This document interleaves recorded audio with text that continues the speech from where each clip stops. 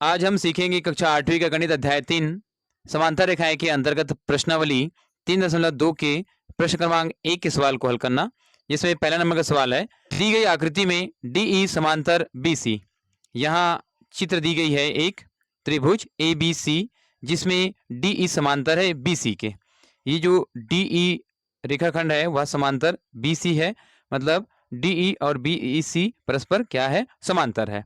और कहा गया है कि यदि AD बराबर 1.5 सेंटीमीटर तो यहाँ AD 1.5 सेंटीमीटर, DB बराबर 3 सेंटीमीटर और EC बराबर 4 सेंटीमीटर।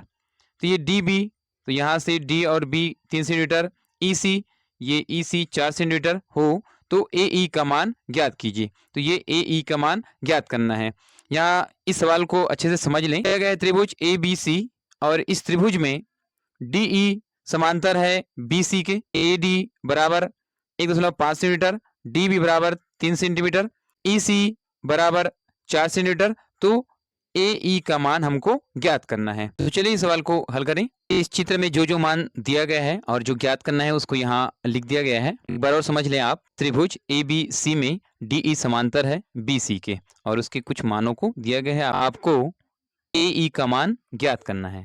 क्योंकि हम जानते हैं कि किसी त्रिभुज में एक भुजा के समांतर खींची गई रेखा अन्य दोनों भुजाओं को समान अनुपात में विभाजित करती है। यहाँ DE समांतर है BC के और हम जानते हैं कि किसी भी त्रिभुज में एक भुजा के समांतर खींची गई रेखा वह दोनों भुजाओं को क्या करती है, समान अनुपात में विभाजित करती है। अर्थात ये जो DE है BC के समांतर खींची गई है तो जो दो और भुजा AB और AC ये समान अनुपात में क्या होगा, विभाजित होगा। अर्थात इसके अनुसार AD अनुपात DB बराबर होगा AE अनुपात EC के। क्योंकि किसी भी त्रिभुज में एक भुजा के समांतर यदि हम क्या खींचेंगे, रेखा खींचेंगे, तो वह क्या करती है, दोनों और भुजाओं को समान अनुपात में बांटती है। तो इसका यह मतलब हुआ कि AD बटे हो जाएंगे DB बराबर होगा AE बटा EC के। तो हम लिख सकते हैं त्रिभुज ABC में AD बटा DB बराबर होगा AE बटा EC के। अब हम आगे AD का मान यहाँ से रख सकते हैं 1.5 सेंटीमीटर, DB का मान भी दिया गया है 3 सेंटीमीटर, तो ये 3 सेंटीमीटर। AE का मान हमको ज्ञात करना है यहाँ से, तो ये प्रश्नवाचक चिन्ह लिखा गया है। EC का मान हम रख सकते हैं 4 सेंटीमीटर, ये EC का मान रखा गया है 4 सेंटीमीटर।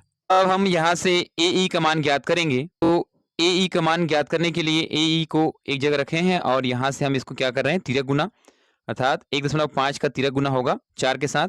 ये AE, तो ये AE रख दिए और ये जो 4 है उसका गुना हो जाएंगे किसके साथ, 1.5 के साथ। तो AE बराबर हो जाएगा 1.5 गुणित 4 बटे हो जाएंगे 3।